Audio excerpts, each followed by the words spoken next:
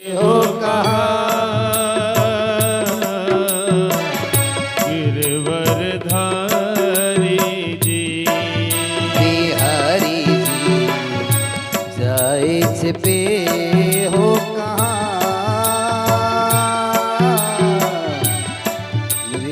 बारी जी बिहारी जी जाए पे हो कहा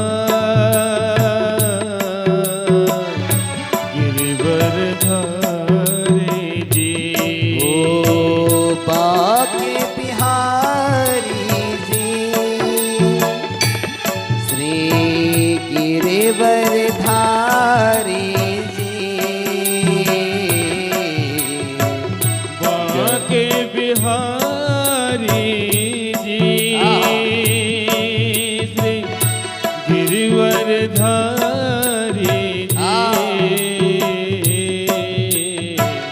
जाए पे हो कहा मेरी बारी बिहारी जी जाए पे हो कहा गिरवरधारी जी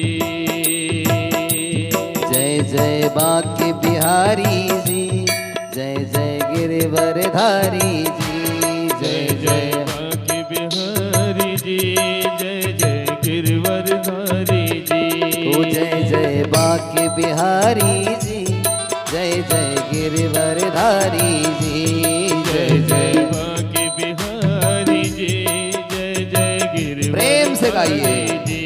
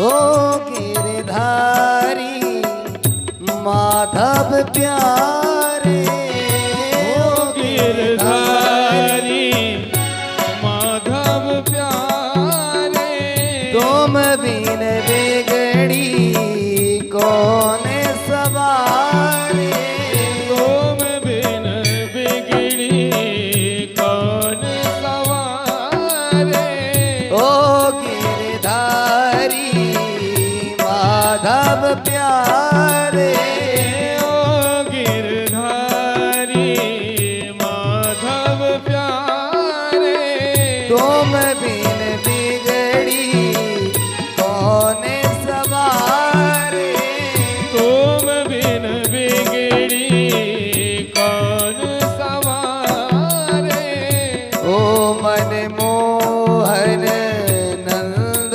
दुलारे ओ मन मोहन नंद दुलारे शरण तिहारी जी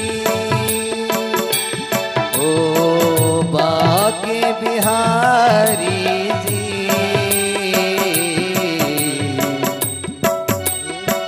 चरण तिहारी जी ओ बाके बिहारी जी जाए पे हो कहा हमारी बारी जी बिहारी जी जाए पे हो कहा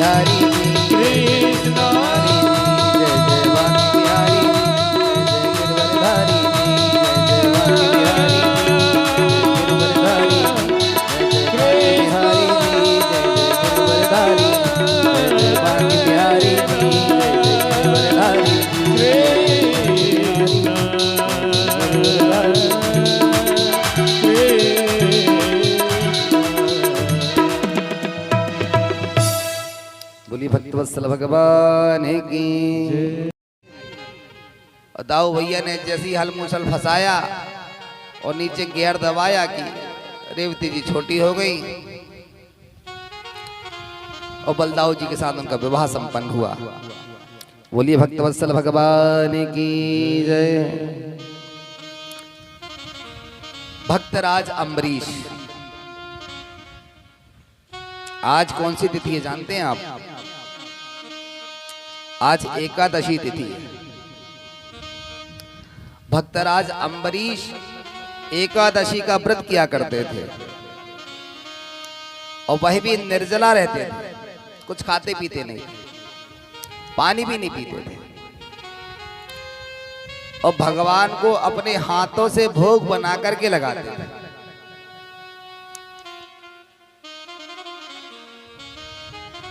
द्वादशी पर्यंत दुर्वासा ऋषि पहुंचे। एकादशी तिथि में तिथि जाने वाली थी। गुरुदेव अहोभाग्य मेरे, आप मेरे घर में पधारे,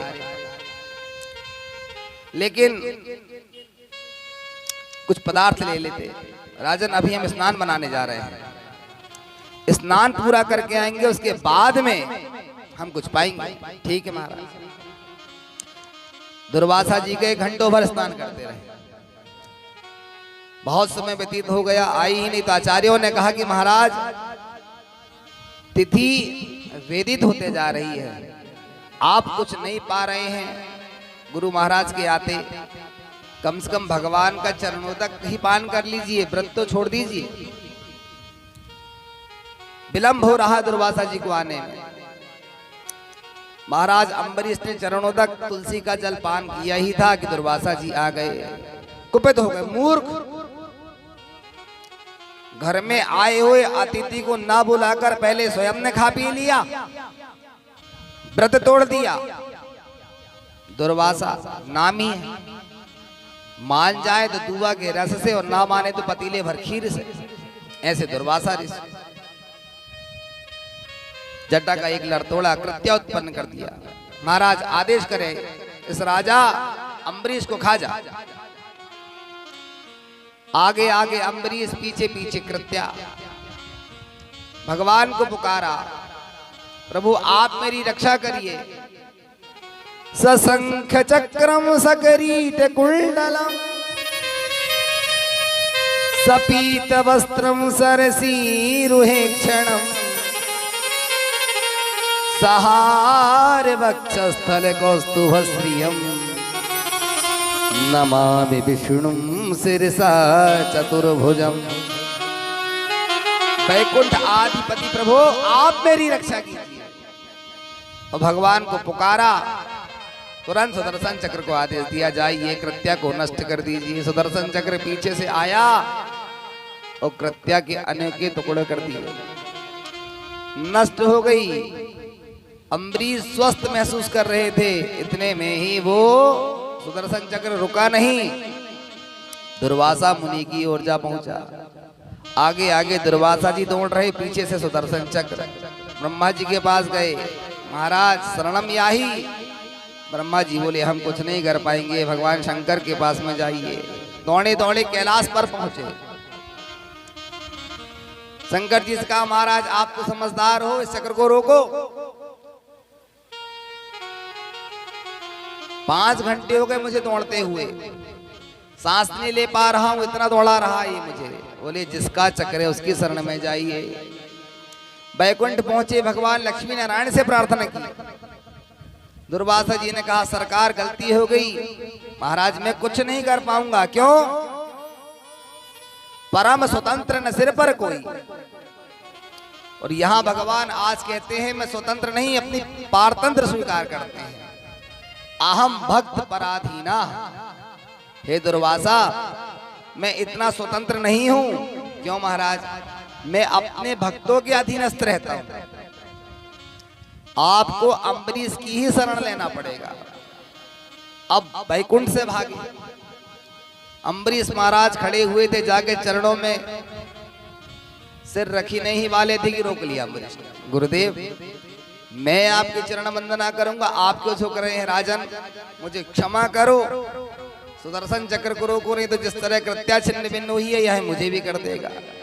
भगवान से प्रार्थना किया, तब जाकर भगवान की प्रतिज्ञा है,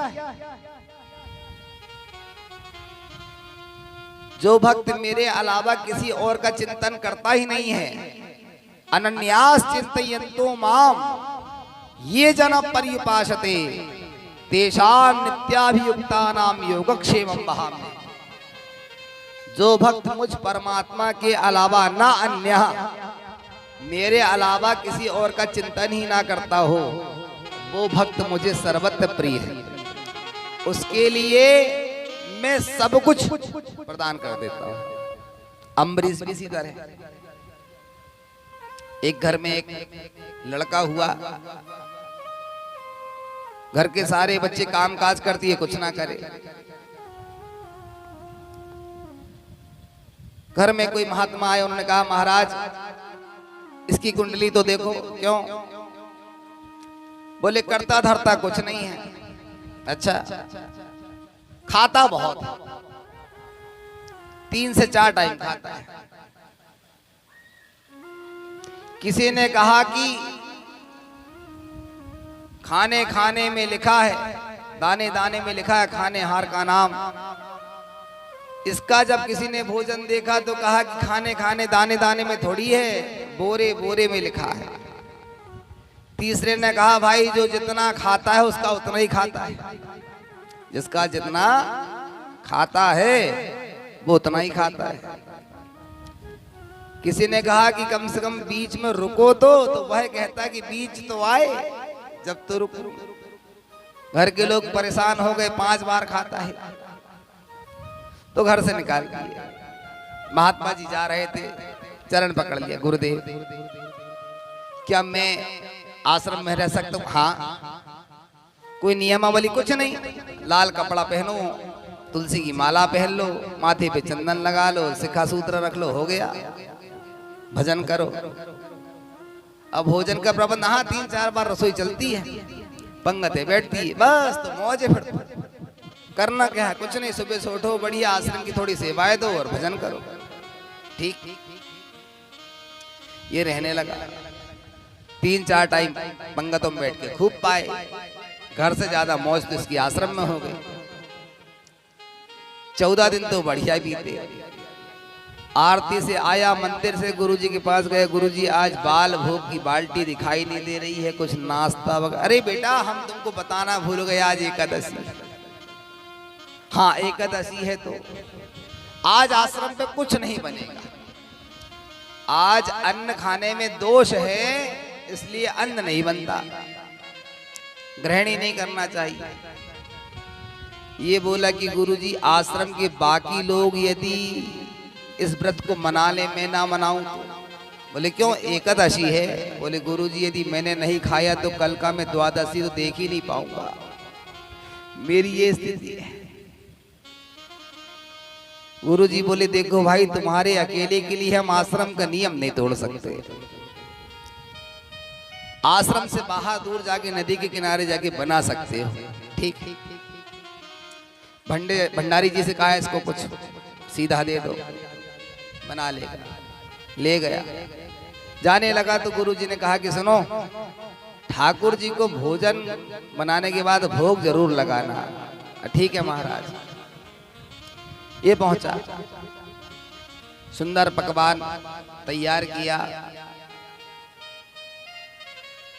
और इसे याद आया कि गुरुजी ने कहा था कि भगवान को भोग लगाना। अब भोला आदमी भगवान को बुलाने लगा, भोग लगाने लगा और कहने लगा, हो राजा राम आइए, सीताराम आइए, मेरे भोजन का भोग लगाइए। राजा राम आइए, सीताराम आइए, मेरे भोजन का भोग लगाइए।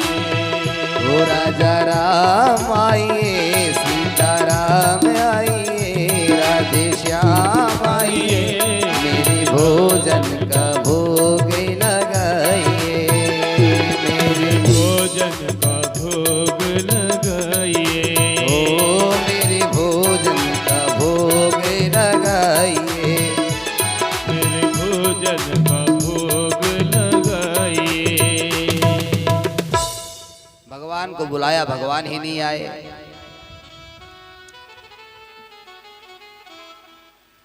गुरुजी ने तो कहा था भोजन तैयार भी हो गया, भोग भी लगा दिया। अरे महाराज, अर्घ्याना आरती, अब साधारण आदमी था, मंत्र तो आते नहीं थे कि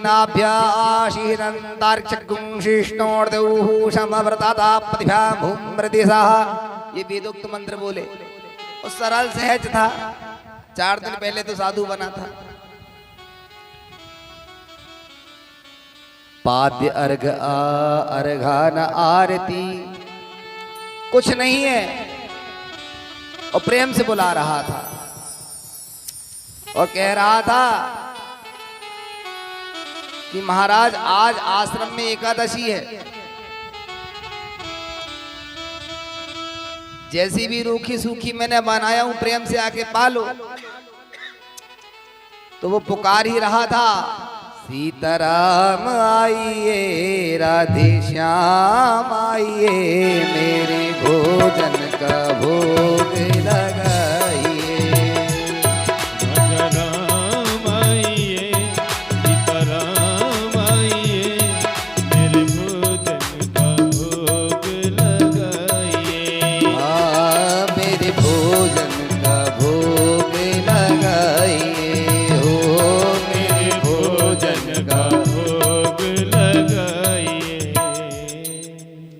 भगवान ने सुना कि ये तो बुला रहा है, तो चले आए। तो राम जी सीता जी आए, प्रेम से आसन बिछाया, भगवान ने प्रेम से भोग लगाए और प्रणाम किया और कहा कि सुनो, थोड़ा लेट आते, मेरे से भूख सहन नहीं होती, अगली बार थोड़ी टाइम पे आ जाना। हाँ हाँ बोले ठीक। अब भगवान अंतर ध्यान हो गए। ये आया, 12-14 दिन फिर गुजर गए, फिर एकादशी आई। गुरुजी, हाँ तुम तो जाओगे ना बनाने के लिए, बना लेना। हाँ बोले ठीक है, वो हम जाते, दे दीजिए आप हमको। ले आया, जैसे आया बनाया, भगवान को फिर पुकार रहा था, ओ सीताराम आइए, राधे श्याम आइए, मेरे भोजन का भोग लगाइए। सीताराम आइए, राधे श्याम आइए, मेरे भोजन का भोग लगाइए। हाँ, मेरे भोजन का भोग लगाइए। ओ मेरे भोजन का भोग लगाइए। जैसे भगवान को पुकारा, भगवान इस बार 2 की जगह 3 आ गए। एक तो बैठने की कोई व्यवस्था नहीं, पत्ता तोड़ के लाता उस पे बैठाता। अब नदी के घाट पे कहाँ की आसन लाएगा, सोफा सेट कुर्सी की कोई व्यवस्था तो थी नहीं, तो केले के पत्ते लाता उस पे बैठाता। और जैसे विमान आया, भगवान आके बैठे, इसने आके पांव छुआ, सरकार एक बात बताओ, ये कौन है? बोले ये मेरा भैया है। बोले चचेरा? नहीं नहीं, बोले मेरा सगा भाई है, लक्ष्मण है ये। अरे वाह, हमारे गुरुजी ने कहा था ठाकुर जी को भोग लगाना। आप आते थे ठीक है, ठाकुर जी के खानदान भर का हमने ठेका थोड़ी ले रखा जो आप सबको पकड़ पकड़ के लाते जाओ। सीता जी हंसने लगी उसकी भोली भाषा सुनकर के। बताओ, ये हमारे लक्ष्मण जी को, लक्ष्मण जी बोले वाह भैया, आते बराबर क्या स्वागत करवाया है आपने। पर अब ठीक है राम जी, आपकी कृपा से यहाँ तक आ गया हूं, तो अब जो प्रेम से मिल जाए। भगवान बोले क्या हो गया, ऐसा क्यों रुष्ट रुष्ट बातें कर रहा है? नहीं नहीं, मुझे तो पता है ना, आप मेरी एकादशी यहाँ थोड़ी मनने दोगे। आप तो चाहते हो कि मैं द्वादशी मनाऊं। इतना मैं लेके आता हूँ जितना आप खा लेते हो, मेरे लिए तो कुछ नहीं बनता। पहुंच थोड़ी बहुत झाड़न रह जाती है। 5 बार खाने वाला आदमी इतना सब है, कैसे रहेगा पूरा ये एकादशी बताओ आप। ठीक है, अब आ गए हैं, मुंह मत बना। ला क्या बनाया है, प्रेम से पाया, भगवान ने प्रेम से पाया। बोले समय से आ जाना अगली बार, बहुत ज्यादा विलंब कर देते हो, बार बार कीर्तन करके बुलाना पड़ता है। ठीक है ठीक है, आ जाएंगे आ जाएंगे। अंतर्धान हो गया।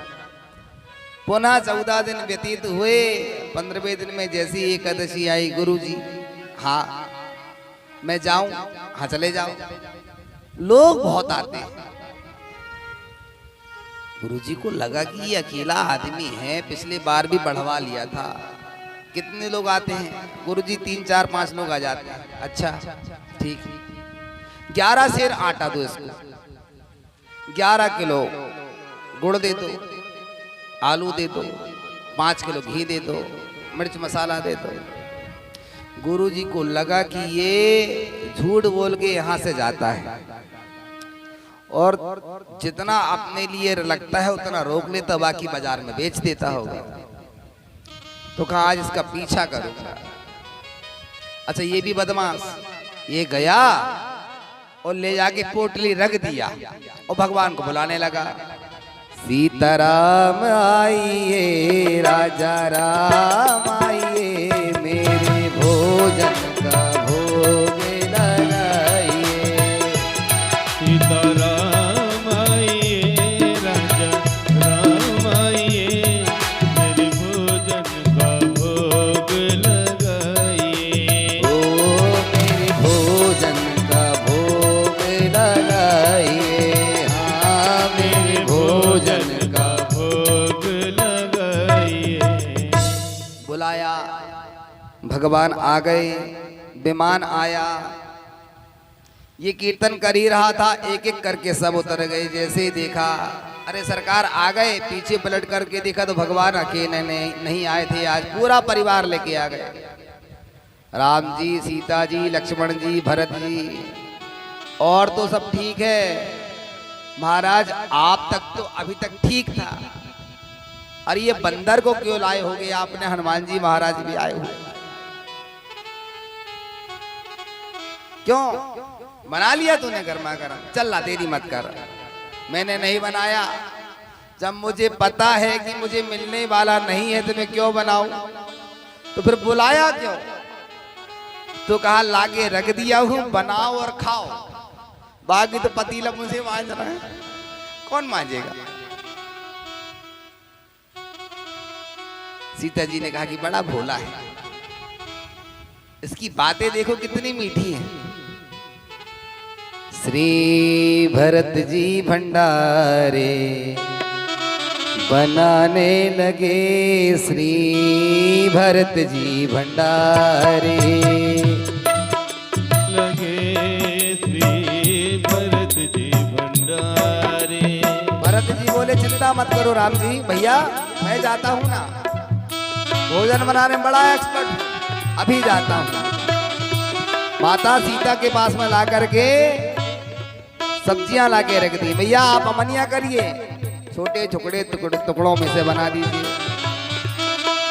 चल के हनुमंत पोंछा लगाने लगे, चल के हनुमंत पोंछा लगाने लगे। श्री भरत जी भंडारे बनाने लगे, श्री भरत जी भंडारे बनाने लगे, श्री भरत जी भंडार। भरत जी ने भंडारा तैयार किया। राम जी से कहा सरकार भोग लगाते। भगवान बोले तू भी आके बैठ जा। अरे क्यों रे साके बैठा हुआ है, आज आजा तुझे भी देंगे। सीता मैया बोली इसकी भी पत्थर लगाओ।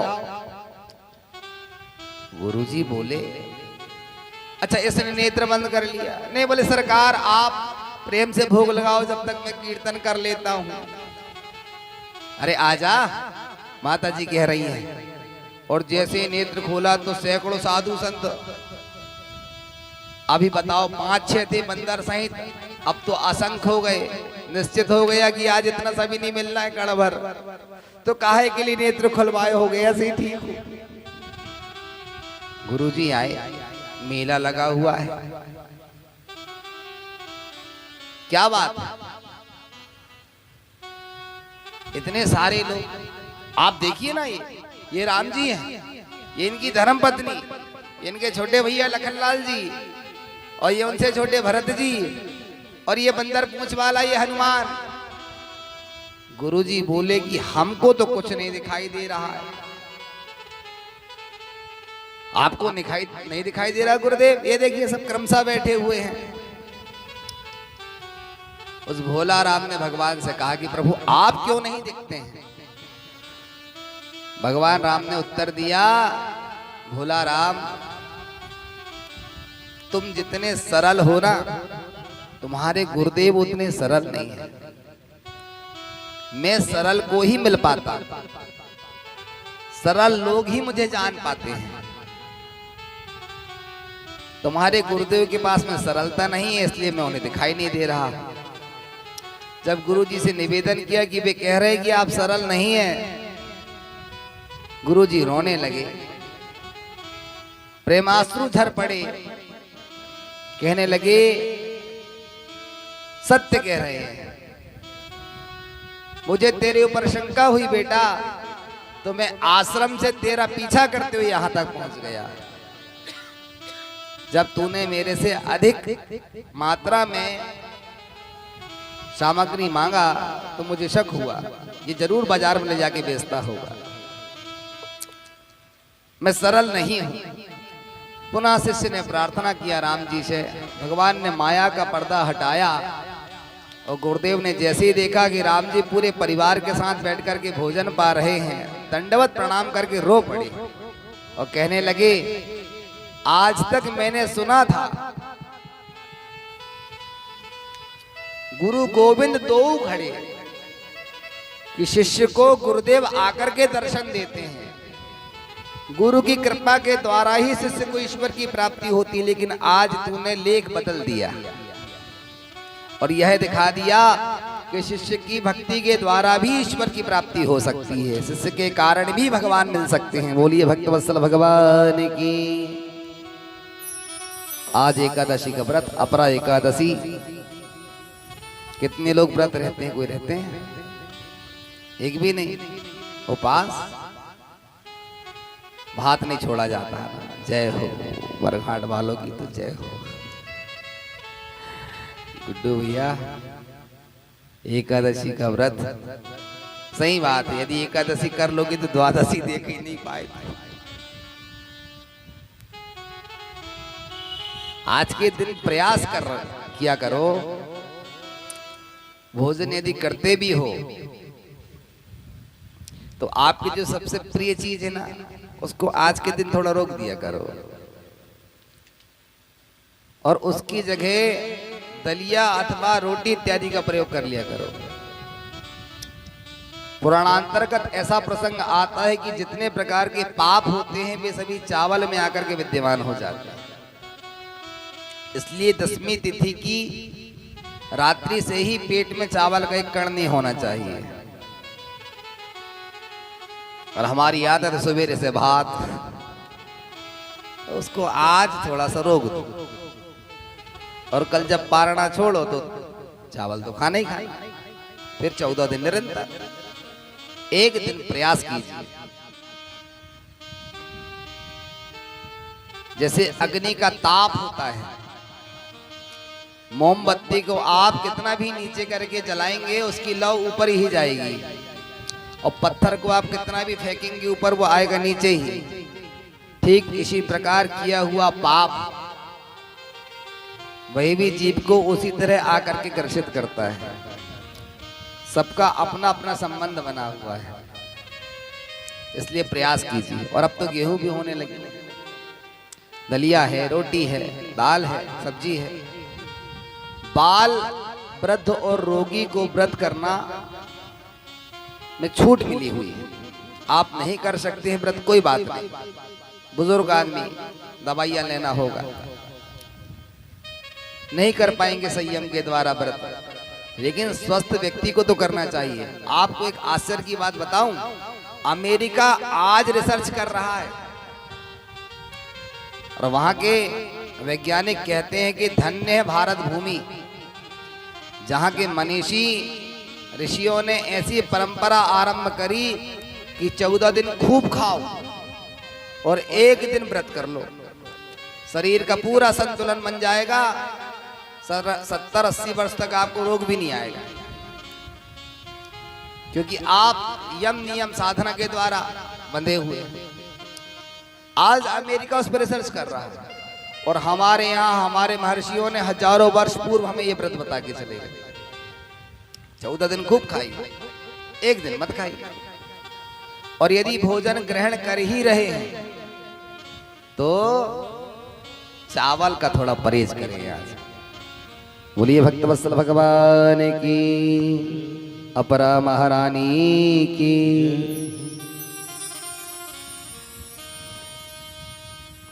भक्तराज अम्बरीश निर्जला का एकादशी व्रत करते थे। भगवान विष्णु का ही यह व्रत है।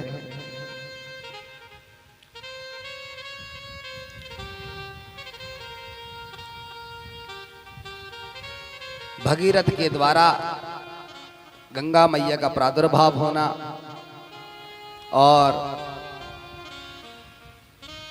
मार्ग में ला ही रहे थे कि जन्नो ऋषि तप कर रहे थे। जन्नो ऋषि ने तप किया और पीछे से गंगा आई, सारा आश्रम कुटिया उटिया से इसका मंडलों से सब प्रवाहित कर दिया। आसन गीली हुई, नेत्र खुले, क्रोध आ गया ऋषि को। 2 अंजलि में ही सब कुछ पेट में समाहित कर लिया। आगे आगे रथ चल रहा था भगीरथ का। पीछे पलट करके देखा गंगा मैया तो है ही नहीं, कहाँ रह गई। महाराज आपने गंगा को आते हुए देखा था क्या? कौन? महाराज गंगा। यदि आप 100 योजन दूर 1200 किलोमीटर दूर बैठे हुए हैं यहां से दिल्ली, और आप यदि 3 बार गंगा गंगा गंगा कहते हैं तब भी आपको गंगा स्नान का पूर्ण फल प्राप्त हो जाता है। गंगम गंगेति युब्रूयात योजनानाम सतैरपि। जो व्यक्ति 3 बार गंगा का उच्चारण करता है 100 योजन दूर 1200 किलोमीटर दूर बैठ करके भी मुच्यते सर्व पापेभ्यो विष्णु लोकं स गच्छति। उसके सारे पाप ताप संताप नष्ट हो जाते हैं, अंत में उसे विष्णु लोक की प्राप्ति होती, वैकुंठ की प्राप्ति हो जाती है। ये गंगा का प्रताप।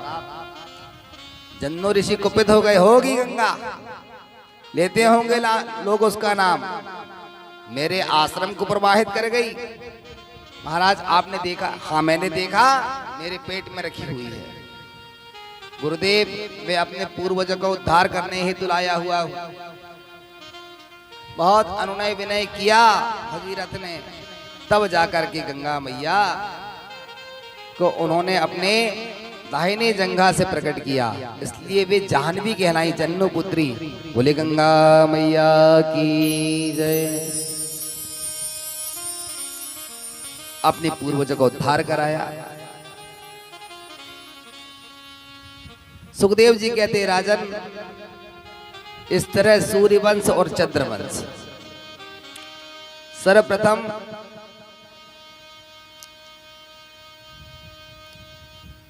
सूर्यवंश का निरूपण करते हैं। इस वंश में जो भी बड़ा हुआ सब बड़ा हुआ। हरिश्चंद्र, खडवांग, अज, रघु, दिलीप, ये भारत के सम्राट कहलाए। और महाराज दशरथ जी, इंदुमती के द्वारा दशरथ जी का प्रादुर्भाव हुआ। दशरथ जी की मां का नाम था इंदुमती। और दशरथ जी महाराज ऐसे जिन्होंने 10 इंद्रियों को वशीभूत किया हुआ था। 355 रानियां थी और प्रमुख 3 पटरानियां थी। लेकिन संतान नहीं थी। तो श्रृंगी ऋषि के द्वारा पुत्रेष्टि यज्ञ किया। पायस लेकर के अग्निदेव प्रकट हुए। गुरुदेव वशिष्ठ जी ने कहा कि आधा कौशल्या को, उसका आधा सुमित्रा और उसका आधा फिर क्या कहीं को दिया जाएगा।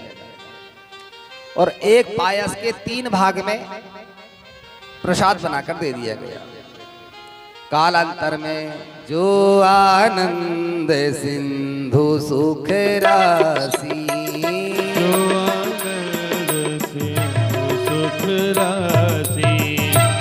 करते त्रैलोक सुपासी,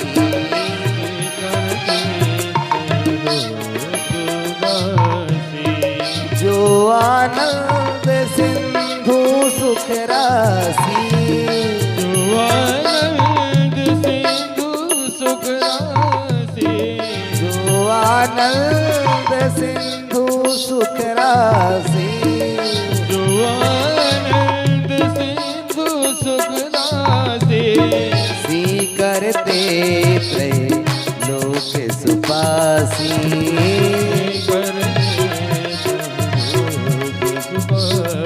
आसी करते त्रैलोक सुपासी,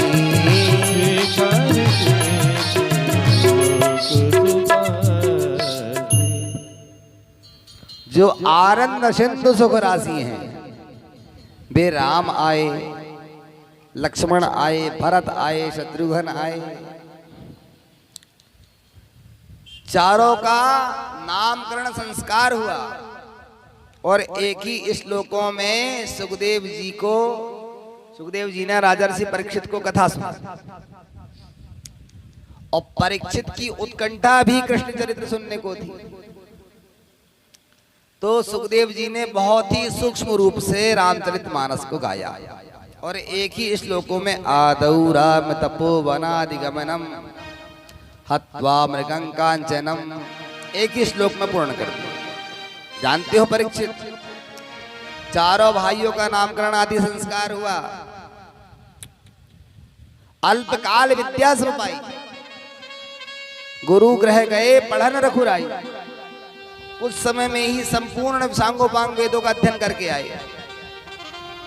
और कुछ बड़े हुए ही थे कि विश्वामित्र जी आ गए यज्ञ में ले जाने के लिए। राम और लक्ष्मण दोनों चले गए और सर्वप्रथम प्रभु ने ताड़का का वध किया। मार्ग में जा रहे थे, अहिल्या का उद्धार किया। और जब पहुंचे जनकपुरी में तो वे जनकपुर की नारियां भगवान को आज देख करके धाए धाम काम सब त्यागे, धाए धाम काम सब त्यागे, ओ धाए धाम काम सब त्यागे, काम सब त्यागे। मन ही रंत नित लूटन लागे,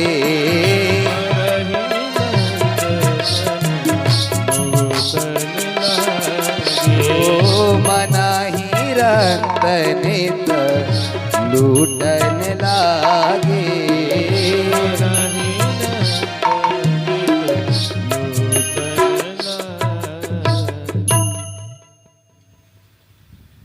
जैसे ही देखा नर नारियों ने गदगद हो गई। इतना सुंदर ऐसा बालक हमने देखा ही नहीं था। और वे कहती हैं राम को देख कर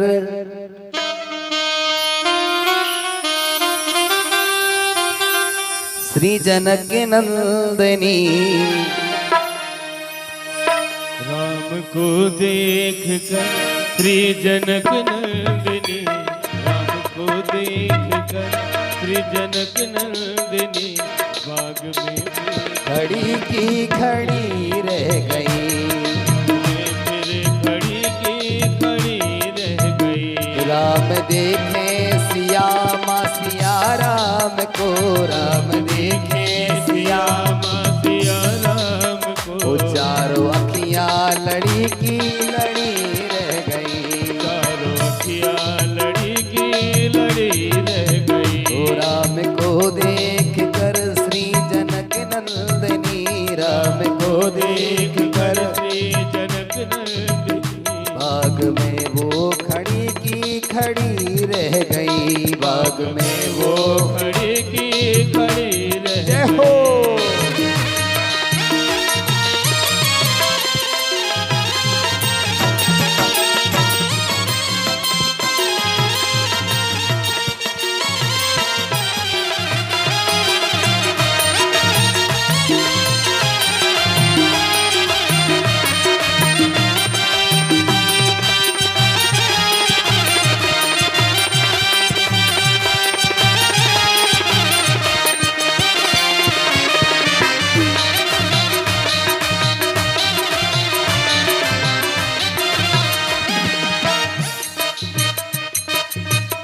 बोली एक सखी छोट देखन में, बोली एक सखी, राम देखन के। बोली एक सखी राम को देख कर, बोली एक सखी राम को देख कर। रच गया है विधाता ने जोड़ी सुघर, रच गया है विधाता ने जोड़ी सुधर। रच गया है विधाता ने जोड़ी सुघर। रच दिया है विधाता ने जोड़ी सुधर। और सखियां मन ही मन हर्षित हो रही थी कि अब के ये धनुष कैसे तोड़ेगा, इतने छोटे छोटे कुमार हैं, अब धनुष कैसे तोड़ेंगे बारे को बर, अब धनुष कैसे तोड़ेंगे बारे कुंवर। दोनों अखियां लड़ी की लड़ी रह गई, दोनों अखियां लड़ी की लड़ी रह गई। राम को देख कर श्री जनक नंदनी, राम को देख कर श्री जनक नंदिनी। बाग में वो खड़ी की खड़ी रह गई, वो खड़ी की खड़ी रह गई। वो बाग में वो खड़ी की खड़ी रह गई। दर्शन किया, प्रातः काल हुआ, गुरुदेव के लिए कुसुम लेने गए हुए थे, तभी भगवती सीता ने दर्शन कर लिया। आए, आकर के धनुष यज्ञ के लिए सभी राजा अनेकों दिशाओं से पधारे हुए थे। हताश होकर के, परेशान होकर बैठ गए। अच्छा आप देखना, आग वही लगाता है जो कुछ कर नहीं पाता है। एक कहता है कि नहीं टूटा तो मारेंगे, किसी ने कहा कि इतना मुंह चला रहे कम से कम तुम ही जाके तोड़ दो। बोले वाह, आग लगाने वाला का कभी आग में हाथ डालता है। एक दूसरे को भड़का रहे। जनक जी स्तंभित रह गए, क्या मेरी बेटी का विवाह नहीं हो पाएगा? क्या इसी तरह घर में बैठी रहेगी कुमारी? क्या इस रंग सभा में कोई वीर क्षत्रिय नहीं है, कोई वीर पुरुष नहीं है? लक्ष्मण जी ने सुना, क्रोध कर दिया, खबरदार महाराज जनक, बात को बोलकर समझ करके बोलना चाहिए। क्या वार्तालाप कर रहे हैं? ऐसी धनुइया हमने बचपन में ना जाने कितनी तोड़ करके फेंके हैं। ये छोटा सा धनुष है आपका। भैया यदि राम मुझे आज्ञा दे तो इसके खंड विखंडित करूंगा कि आप गिनती नहीं गिन पाएंगे। गुरुदेव ने कहा,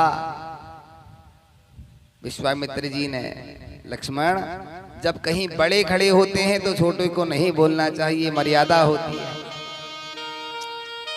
गुरुजी ने राम जी को आदेश दिया, जाओ राम तुम जाकर के तोड़ दो। गुरुदेव को प्रणाम किया। ये हमारे यहाँ की विधा है, बड़ों को सम्मान देना चाहिए, गुरुदेव को प्रणाम करना चाहिए। और वहां से जैसे ही पहुंचे, आज पुर नारियों ने उनके नेत्र सजल हो गए और एक क्षण में भगवान ने प्रत्यंचा चढ़ाई और चढ़ा करके महाराज पलक झपकती देर नहीं हुई कि 2 भागों में परिवर्तित कर दिया। बोलिए भक्तवत्सल भगवान की।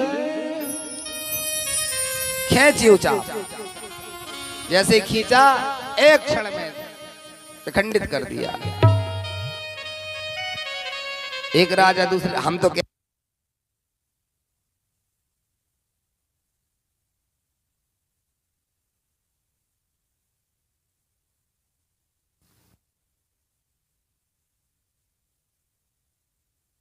बारात तो बड़ी सुंदर है, दूल्हा राजा कहीं दिखाई नहीं दे रहे हैं। वशिष्ठ जी ने कहा कि अब यदि कोई आप लोगों से पूछे तो कह देना कि भरत है। तो आगामी दूसरे गांवों में जब दूसरे राजा लोग स्वागत करें बारात का, दशरथ जी वशिष्ठ जी आदि को बैठाएं, तो ये बाराती जाकर कहते दूल्हा दिखाएं आपको दूल्हा। अभी तक तो आप पूछ रहे थे हमसे, अब हम कह रहे दूल्हा देख लो, ये रहे दूल्हा। चारों भाई आए। सुखदेव जी कहते हैं राजन, राम जो चाहे वही तो होना है। राम जो चाहे वही तो होना है। आदमी खिलौना है। आदमी खिलौना है। आदमी खिलौना है। आदमी खिलौना है। राम जो चाहे वही तो होना है। राम जो चाहे वही तो होना है। आदमी क्या बात है? खिलौना है। आदमी खिलौना है।